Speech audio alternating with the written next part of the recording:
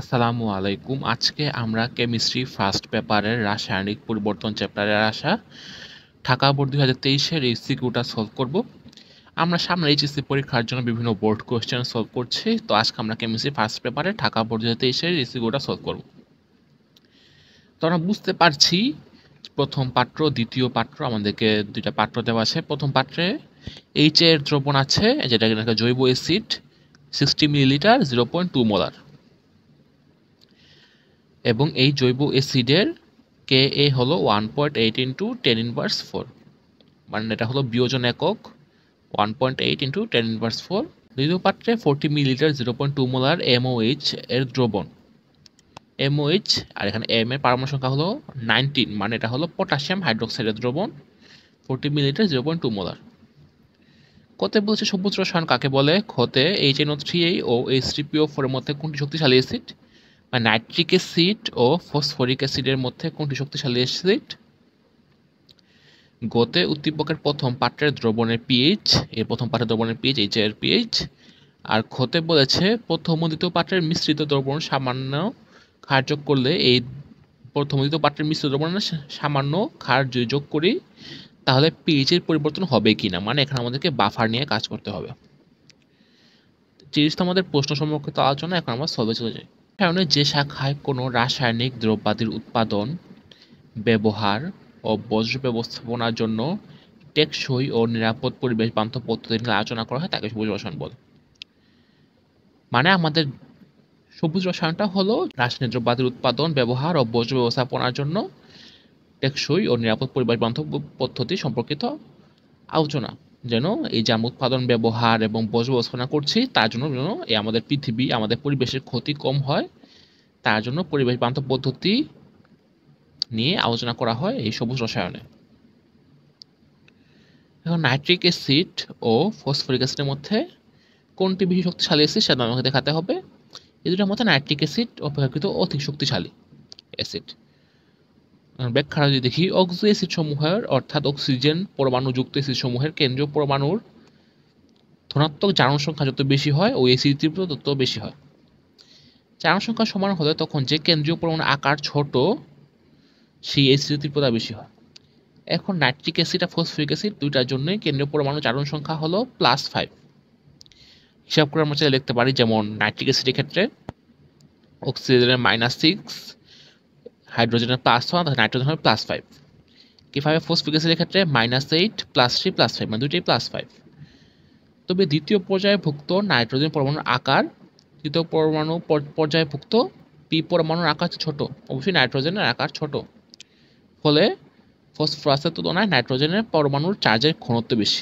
যেহেতু এর চার্জের ঘনত্ব বেশি, ফলে নাইট্রিক অ্যাসিডের ক্ষেত্রে তীব্রতা বেশি হবে ফসফরিক অ্যাসিডের তুলনায়, যেহেতু এর পরমাণুর চার্জ ঘনত্ব বেশি, কারণ এর আকার ছোট। তাহলে আমরা বুঝতে পারছি নাইট্রিক অ্যাসিড তীব্র অ্যাসিড হবে। ওতে আমাদেরকে প্রথম পাত্রের দ্রবণের পিএইচ গণনা করতে হবে। প্রথম পাত্রে আমরা দেখেছিলাম যে এটা ছিল এইচ অ্যাসিড, একটি দুর্বল অ্যাসিড, ফলে এটি আংশিক আয়নিত হবে। ভাঙলে এটা H+A- পাওয়া যায়। আমরা যদি আলফা বের করি, আমরা আলফা সূত্র জানি, হাফ ইকুয়াল টু √KA/C। কে এটা হলো বিজনের কোষ, যেটা আমাদের দেওয়া আছে 1.8 × 10^4। সিটা হলো সেটা ঘনমাত্রা, যেটা আমরা দেখেছিলাম 0.2 মোলার। তাহলে এখন আমরা ক্যালকুলেট করি, পেয়ে যাবো 0.03। এটা হলো আলফা। তাহলে এখন H+ আয়নের ঘনমাত্রা যেহেতু আমরা পিএইচ বের করবো, তাই পিএইচের জন্য H+ আয়নের ঘনমাত্রা লাগবে। তাই H+ আয়নের ঘনমাত্রা সূত্র হলো আলফা ইন্টু সি। তাই আলফা আর সি যদি আমরা গুণ করি, আমরা পেয়ে যাবো 0.006।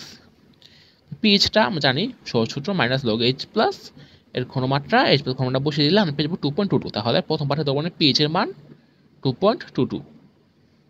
তো এই ছিল আমাদের গয়ের সব। আমরা খতে চলে যাই। খতে আমাদেরকে দেখাতে হবে যে প্রথম ও দ্বিতীয় পাত্রের মিশ্রিত দ্রবণে সামান্য ক্ষার যোগ করলে পিএইচ পরিবর্তন হবে কিনা। যদি এটা বাফার দ্রবণ হয় তাহলে পিএইচ পরিবর্তন হবে না, আর যদি বাফার না হয় তাহলে পিএইচ পরিবর্তন হবে। আমরা দেখছিলাম যে 19 পরমাণু সংখ্যা বিশিষ্ট এম মৌলটি হলো পটাশিয়াম, যৌগটি হলো পটাশিয়াম হাইড্রোক্সাইড। দ্বিতীয় পাত্রের ক্ষেত্রে, প্রথম পাত্রের ক্ষেত্রে আমাদের দেওয়া আছে HA, এবং আমরা যে প্রথম পাত্রের ক্ষেত্রে যদি মোল সংখ্যা বের করি, অ্যাসিডের মোল সংখ্যা যদি হয় Na, SA ইন্টু VA, ঘনমাত্রা দেওয়া আছে 0.2 মোলার, আয়তন দেওয়া আছে 60 মিলিলিটার, মানে 60 × 10⁻³ লিটার মানে 0.6 লিটার আর কি। তাহলে আমরা যদি 0.2 × 0.6 করি তাহলে পাই যাবো হলো 0.012 মোল। একইভাবে দ্বিতীয় পাত্রের ক্ষেত্রে আমরা মোল সংখ্যা বের করব, সেটা হলো ক্ষারের মোল সংখ্যা 0.008 মোল। আর যদি আমাদেরকে মিশ্রিত করতে বলছে দুইটা দ্রবণকে, আমরা যদি মিশ্রিত করি তাহলে HA প্লাস KOH আমরা পেয়ে যাব KA প্লাস H2O। H2O আমাদের এখানে দরকার নেই, কারণ ওটা এখানে আমাদেরকে পিএইচ পরিবর্তনে কোনো রকম কোনো ভূমিকা রাখে না। তাই আমাদের HA KOH আর KA নিয়ে কাজ করতে হবে।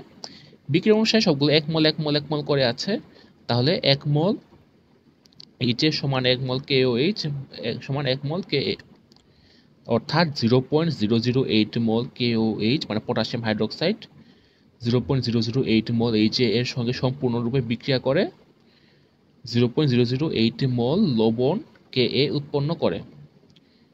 যেহেতু এখানে 0.008 মোল HA খরচ হয়ে যাচ্ছে, তো অবশিষ্ট অ্যাসিড থাকে হলো 0.004 মোল। এখন দুর্বল অ্যাসিড HA এবং উৎপন্ন লবণ KA এর মিশ্রণের ফলে যে অম্লীয় বাফাত্র দ্রবণ তৈরি হবে সেটা এভাবে ভাঙবে H+A- আর K এটা ভেঙে হবে K+A-।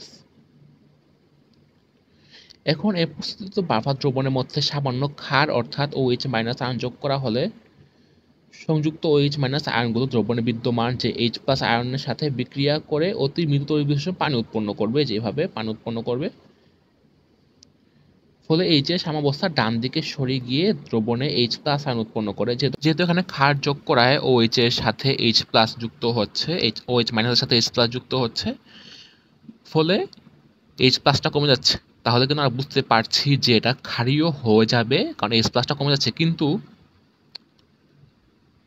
এই যে সাম্যাবস্থা ডান দিকে সরে গিয়ে লাস্ট সাতিলার নীতি অনুযায়ী যেহেতু H+ কমে যাচ্ছে, ফলে সাম্যাবস্থা ডান দিকে সরে যাবে এবং বেশি করে H+ আয়ন উৎপন্ন করবে।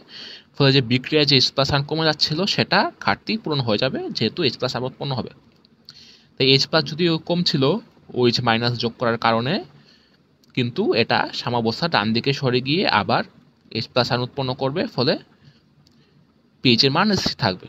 তাই বলতে পারি যে আমরা প্রথম ও দ্বিতীয় পাত্রের মিশ্রণে সামান্য ক্ষার যোগ করলে pH এর কোনো পরিবর্তন হবে না।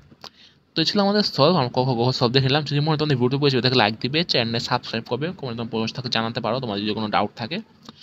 তোমরা আমাদের ফেসবুক পেজটা ফলো করলে ফেসবুকে সব ভিডিও পেয়ে যাবে। আর তোমরা স্ক্রিনে দেখানো আমাদের বায়োলজি প্লেলিস্ট, কেমিস্ট্রি প্লেলিস্ট, এছাড়া আমাদের ফিজিক্স প্লেলিস্ট আছে, সেগুলো তোমরা দেখতে পারো। কমেন্টে জানাতে পারো তোমাদের কোন চ্যাপ্টারের সলভ ক্লাস বেশি দরকার, আমি সেগুলো তোমাদেরকে দিব। আর কোন চ্যাপ্টারের কোন সাবজেক্টের সলভ ক্লাস বেশি দরকার, বায়োলজি নাকি কেমিস্ট্রি নাকি ফিজিক্স, তো আমি সেগুলো দেওয়ার চেষ্টা করবো। আর আমার ফ্রেন্ডের সাথে শেয়ার করতে পারো যদি মতো উপকার হবে। So this is today, I see next.